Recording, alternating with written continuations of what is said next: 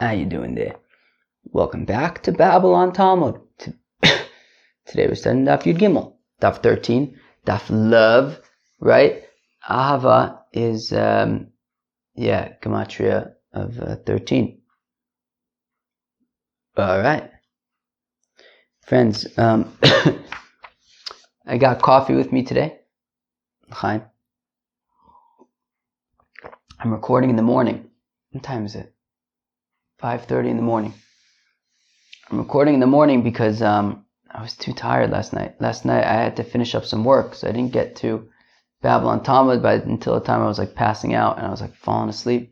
I was like, all right, I'm gonna have to get up earlier today and record in the morning. So doing a morning daf, and I got my coffee, which is very nice. And I don't usually have coffee with me when I record, so it's l'chaim. Hopefully my brain is working well enough. All right. Okay. Here we go. So we're learning Daf Yud Gimel of Masechet BavaKama. So we learned about. So I'll tell you, I reviewed this daf last night. Okay. Yeah, I mean, I learned this daf, of course. I always, right? You all know, of course. Right? I learn, I prepare it, then I review it, and then I record it, and then I try to listen to it. So I reviewed it last night, and I was like, kind of struggling to get through it because I was so tired. So hopefully I did a good enough job reviewing.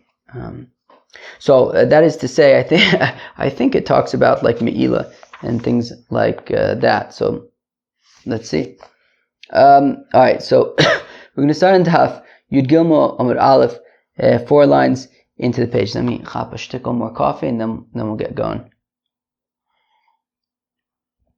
Okay, 4th line of the page. Gufa.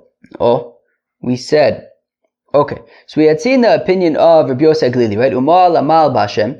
It's talking about Shvus HaPikodin, right? So, for example, Reuven is custodianing, like guarding, watching, taking care of, taking responsibility for it to some extent, depending on how exactly he's getting reimbursed or not, or whatever. But he's being a shomer for Shimon's ox. Now Shimon comes to collect it. Reuven says it's gone, stolen, sorry, even though it's not true.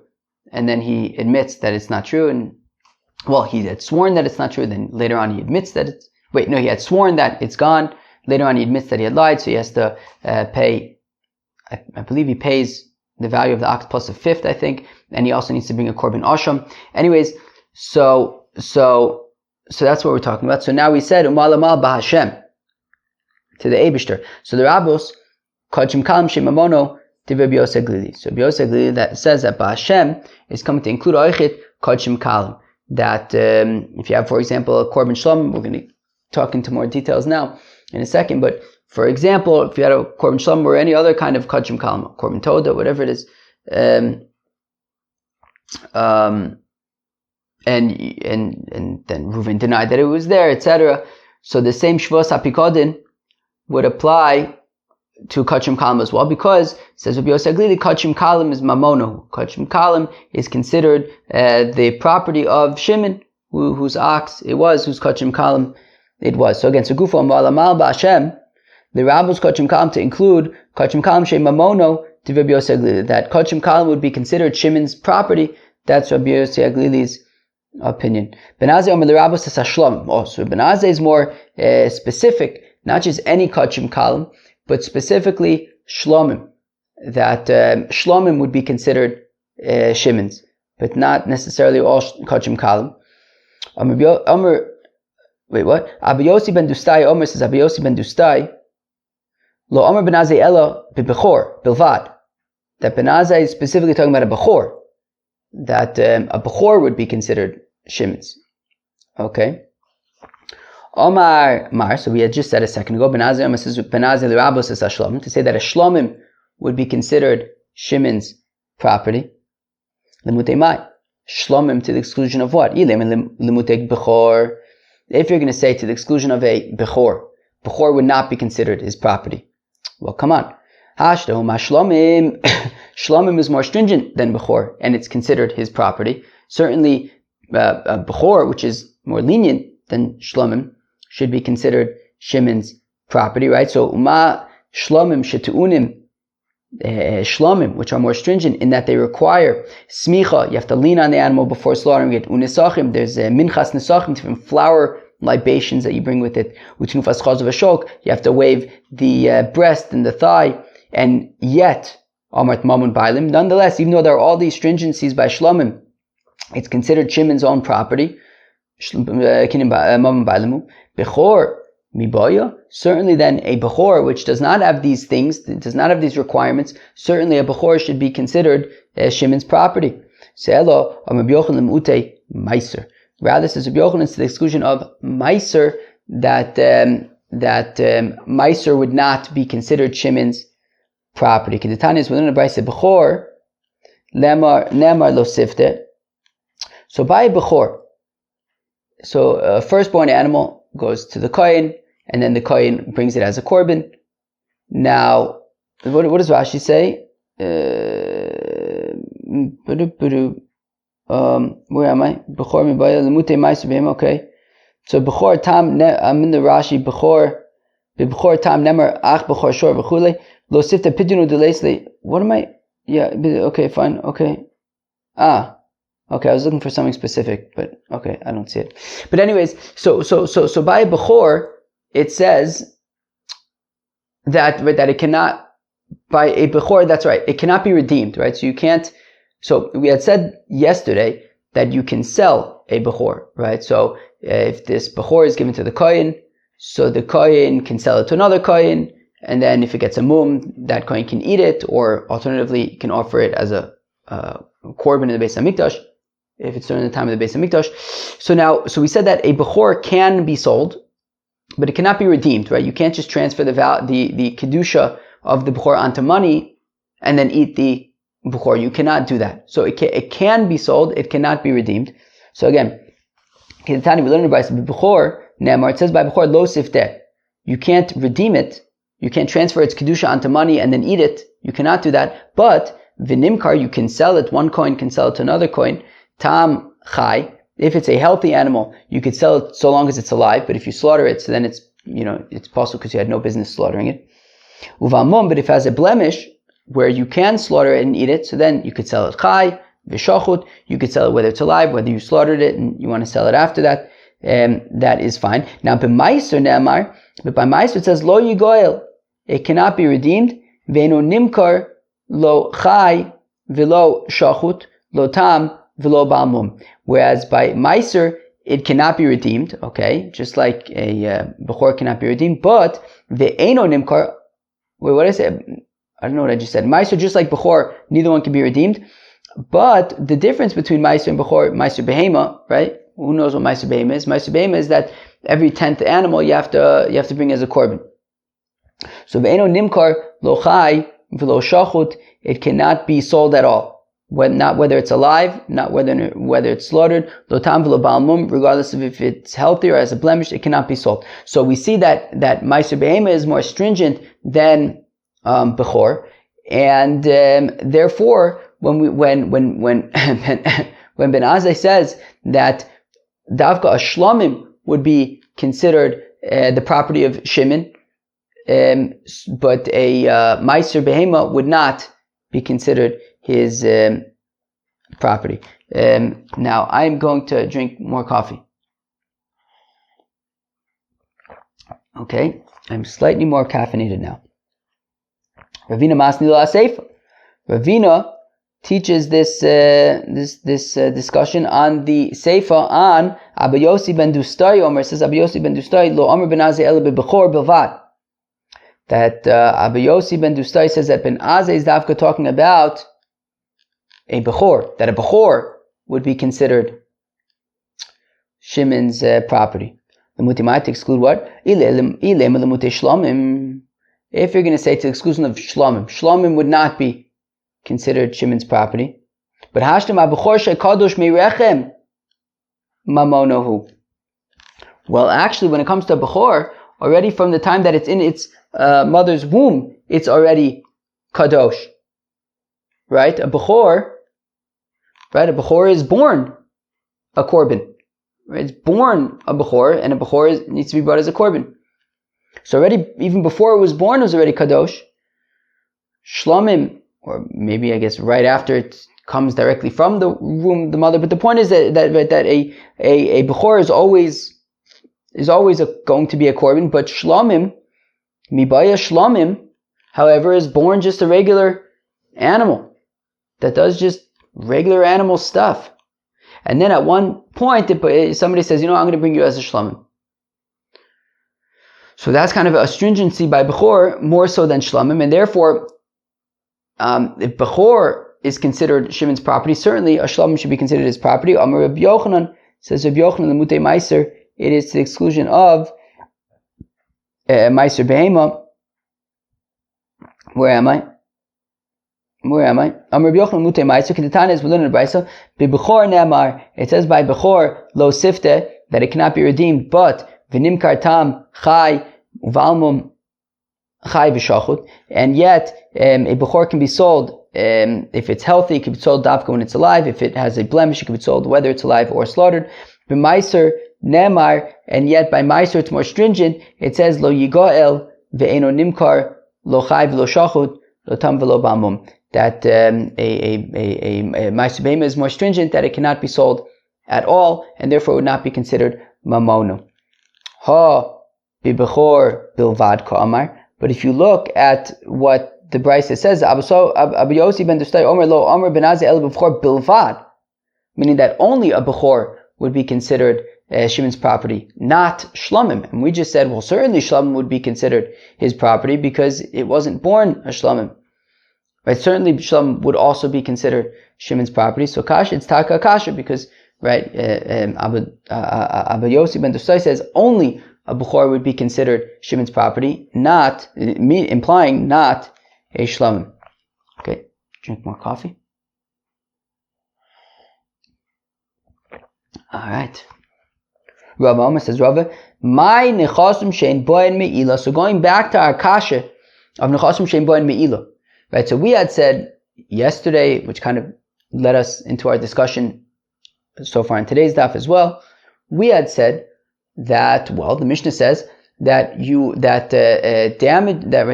nizakin are shaykh for property that does not have meila.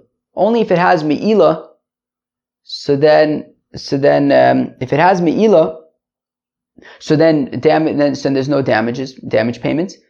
But so long as it doesn't have meila, even if it's a kachim kalim, for example, a shlomim, there would be damages.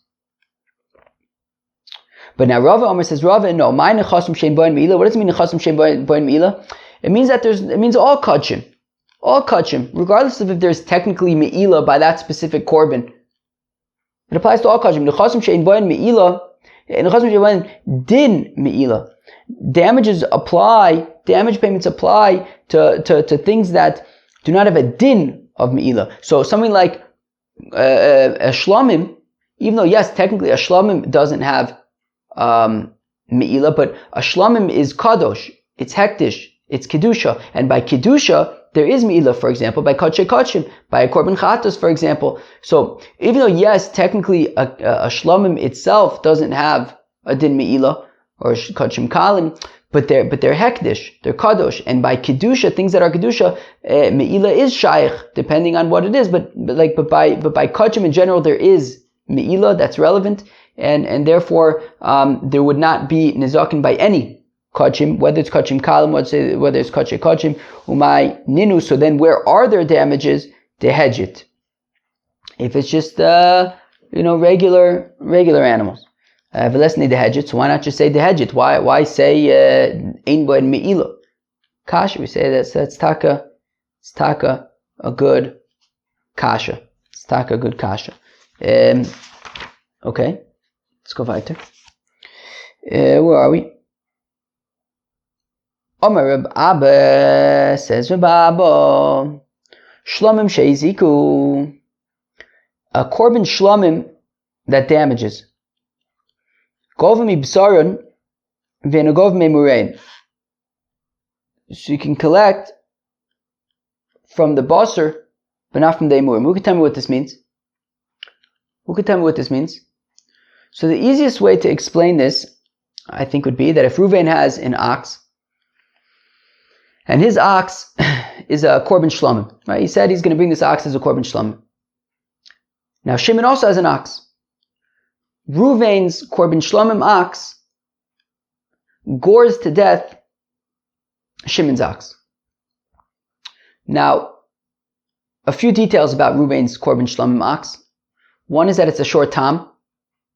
It's not worn, so Reuven's only responsible for half of Shimon's damages. And number two is that Reuven's ox costs the same amount of money as Shimon's ox. Rashi says, the number that Rashi gives, for example, is 200 zuz. So Reuven's ox is 200 zuz. Shimon's ox is 200 zuz. Reuven's ox has been set aside to be a korban shlomim, and it is also a short tam, which means that Reuven is only responsible for half damages. Okay. Now there is a halacha by a short tam that when we say that a short tam is only responsible for half damages, those half damages are calculated, meaning what Reuven is going to be responsible for is calculated based on the value of his own animal. And what that means is, at least I think that as what it means is, I think hopefully it'll become clearer as we learn more of Masechta BavaKama.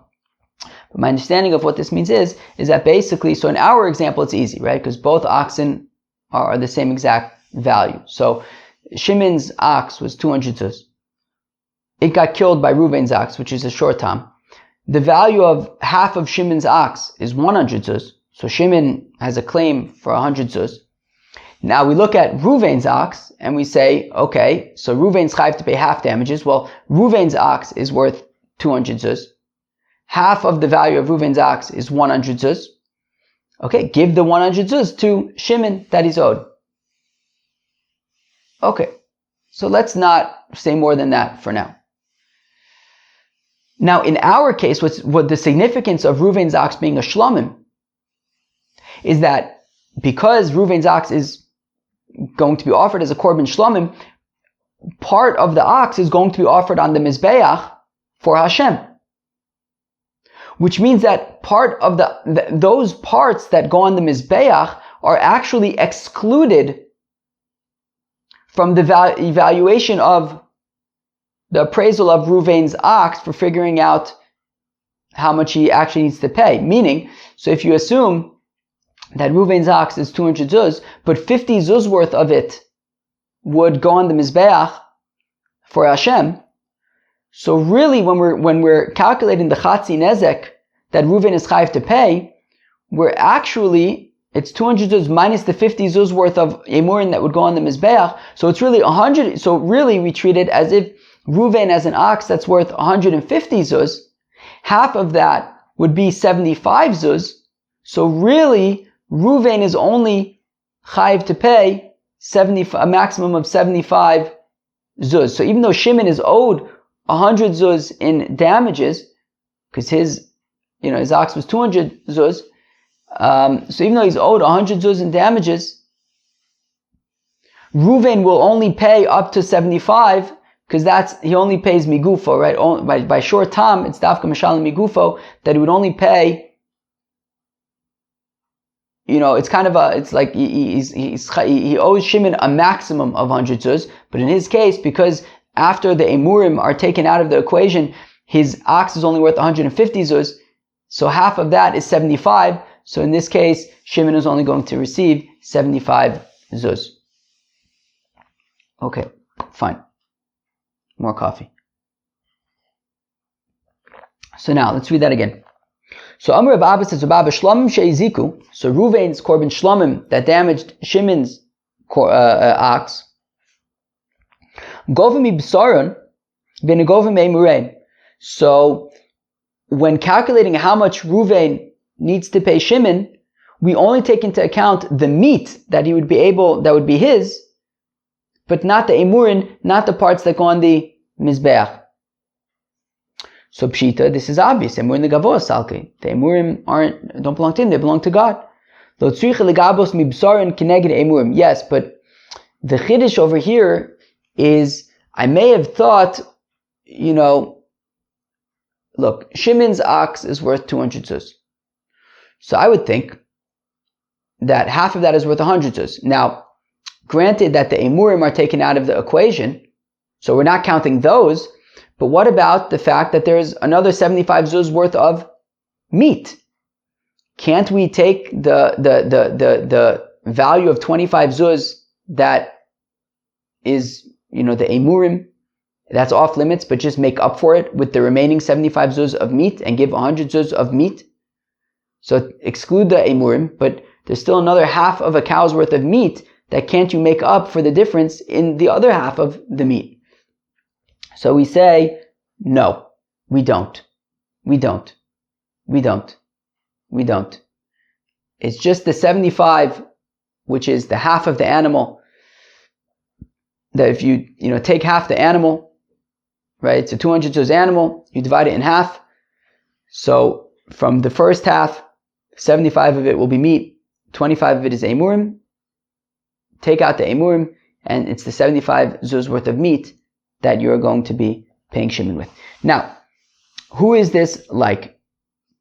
If it's like the Rabbanon Pshita, this is obvious. Ha'amri, they say, Kileka lishtalu mehai, lo mishtalma mehai. If you don't have to pay from this, then you don't pay from that. If it's going to Reb Nosson, ha'amri kileka lishtalu mehai, mishtali mehai. No, what's this talking about? So it's talking interesting machlokas. What happens if there's be'etzem two nizakim? What does that mean, two nizakim? Well, we've basically been talking about where Ruvain's shore gores Shimon's shore. Okay, so obviously Ruvain's the one who's chayiv for Karen. What happens though if the case is, what if Ruvain's ox pushed Shimon's ox into Levi's pit, and then it died in the pit? So here you have a combination of two different nizikins, heziks. You have Karen, right? Ruvain's ox pushing Shimon's ox. That's a tolada of Karen. But you also have bor, because then the ox fell into Levi's pit. What was Levi's pit doing there in Rosh Hashanah? So now who has to pay? So according to the Chachamim, so it's interesting. According to the Chachamim, so there's like two factors here, right? Ruvain gored and Levi's pit caused damage. So basically, they kind of like split the damages, right? So if you think about, so Ruvain, if his was a short tam, if the ox was a short tam, so it's a tolada of Karen, so it would be chatzi nezek. But now he's kind of splitting the damage with Levi, so Ruvain doesn't pay half; you'd only pay a quarter. Okay, but the Chacham's opinion is that Ruvain would pay his quarter, but Levi doesn't have to pay anything. Meaning, the second part is completely potter. So basically, Ruvain pays Shimon 25%, and that's where it ends. Reb Nosson's opinion is no. Ruvain pays Shimon a quarter,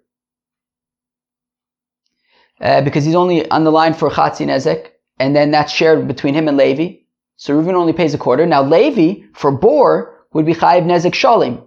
But because Ruvain contributed 25%, so Levi just needs to makes up the remaining 75%. So according to Reb Nosson, they share the responsibility. According to Rabbanan, no, Ruvain pays 25% and that's it. So now if you apply it back to our case, where you have Ruvain's ox is a korban shlamim, which means that, okay, so you're paying 75 zuz from the meat, but what about the 25 zuz worth of emurin that are off limits? So if we tie it back into the machlokas that we just had with the pit and the karen, so the chachamim say that Levi doesn't pay anything. So here also, from the 25 zuz worth of emurin, forget about it. You don't need to make up from that. According to Reb Nosson, who says that Levi is in the picture, so then I would say that the 25 zuz of emurin should be made up from the other part of the animal, right? So according to Chacham, you wouldn't need to make up from the second part of the animal. According to Reb Nosson, I would say that you would make up from the second part of the animal. So again, let's start from the beginning. Amar Baba says, Rabba, Shlomim Sheiziku. So if you have a korban Shlomim, right, Reuven's korban Shlomim damaged.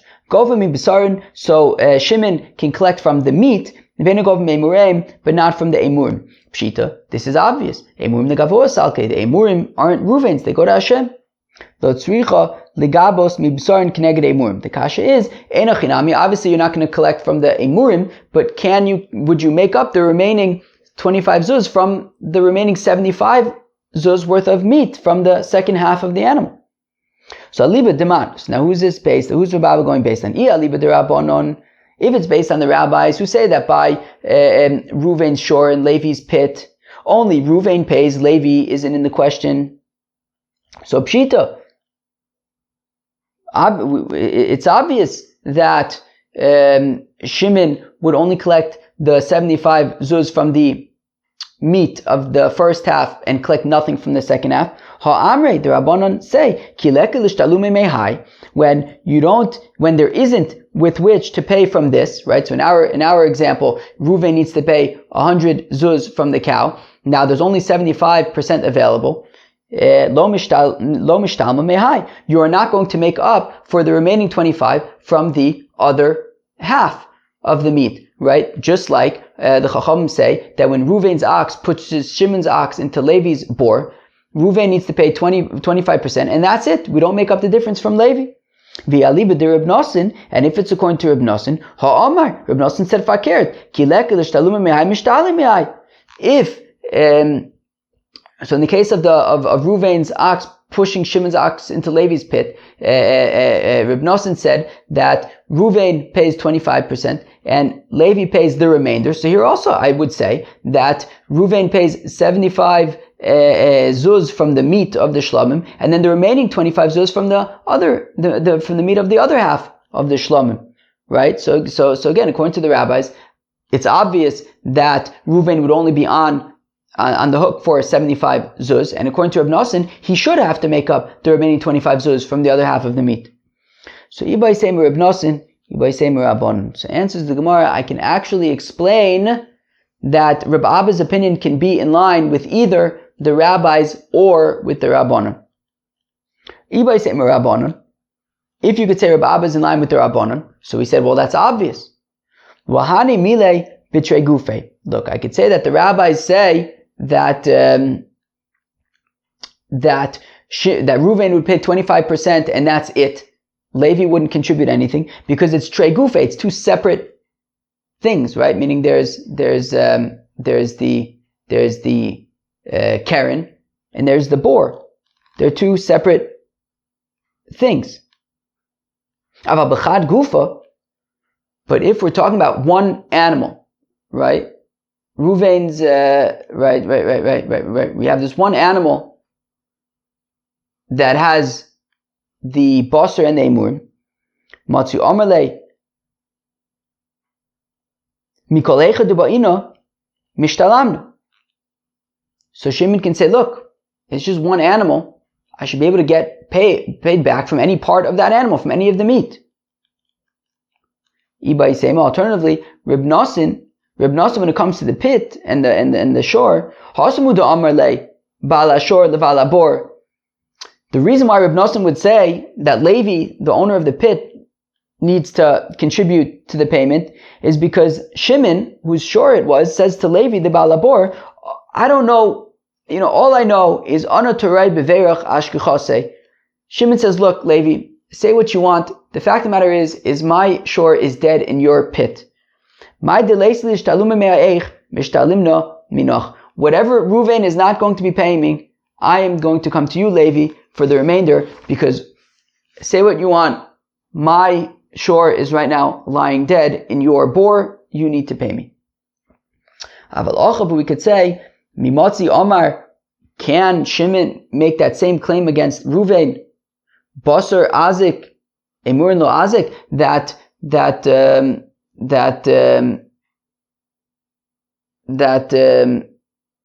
meaning, can Shimon make the claim to Ruvain that, well, I know for a fact that only meat was damaged and none of the emurin were damaged. He can't say that, that I know that only the meat was damaged and therefore you have to pay me back all of the meat. So he can't say that, so therefore he can't collect. Even Reb Nosson would say that in this case, he can only collect 75 zuz from the meat, but none of the emurim. So we can say that Rabbi Abba is going either like the Chachamim or like Reb Nosson. Rabbi says, Rabbi Toda she'ezika, that if you have a korban Toda that damages, Gova mi b'sara, v'ena gov mi lachma. So if Reuven has not a korban, not a shlamim, but a Toda.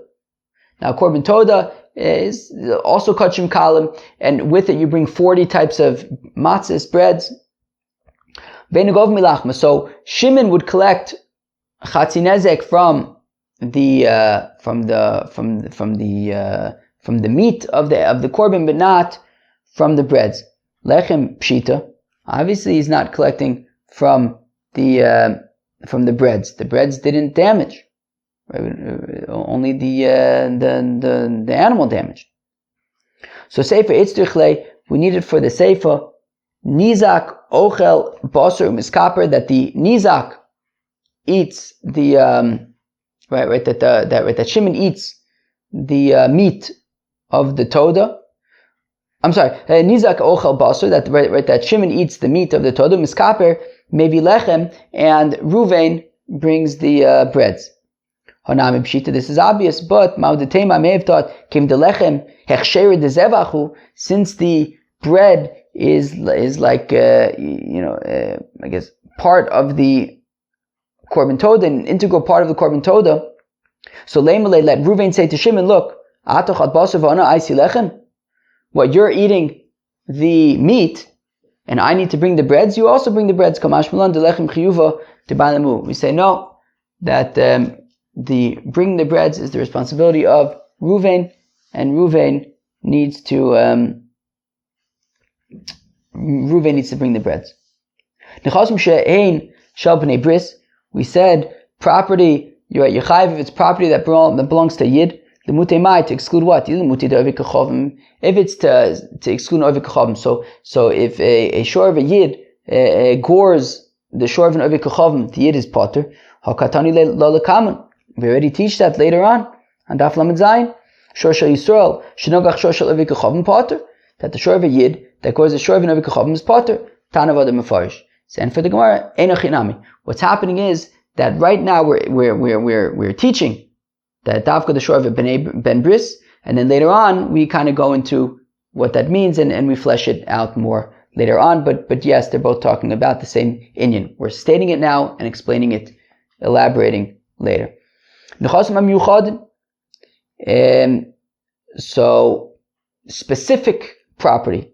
What does that mean? The mutemai, what's unspecific property? So Amar Yehuda says, Yehuda the mute ze omer shorche izik v'ze omer shorche izik. Basically, if it's unclear, there were a bunch of oxen around and it's unclear which ox did the damage, so then there wouldn't be any payment there.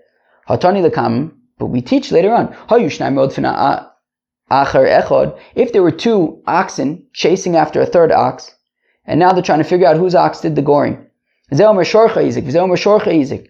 And each of the chasing ox's owners accuse each other of their ox doing the damage. Shneim pturin, they are both pturin. So why do we, meaning, so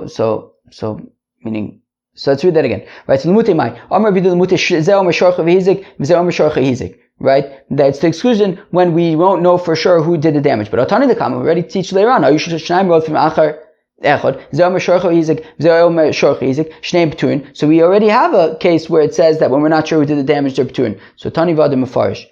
That, well, first we state it and then later on we explain it. Fine. Masni Satana, we learned in a Braisa, Prat lenichse hefker. Oh, it's exclusion of if it's hefker.